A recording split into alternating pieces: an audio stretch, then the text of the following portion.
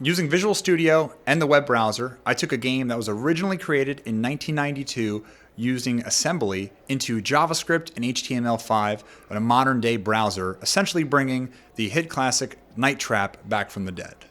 Some of the most difficult parts included having to get the original footage from this game, tear apart each and every frame of more than an hour of video, and bring it into the browser, and recreating all of the gameplay in a completely new language that was not invented at the time when this game was originally created.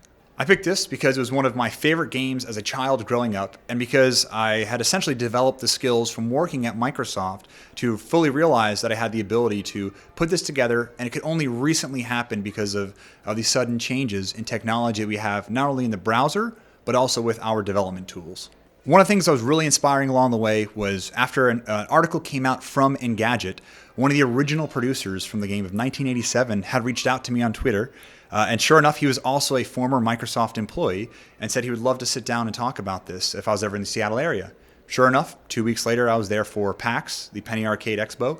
On the first morning of the event, we went and had breakfast, and 4 hours later, we were still talking. A takeaway I'd like for all developers to have from this is that it's completely open source. I built a framework around this, so if you want to use it for your own interactive game or film, we'll call it, it's completely available and free on GitHub. You had asked me if I was able to do this 10 or 15 years ago. I would have said it was impossible, but now I strongly believe I have the best job in the world and an opportunity to showcase what we're working on to everybody as well.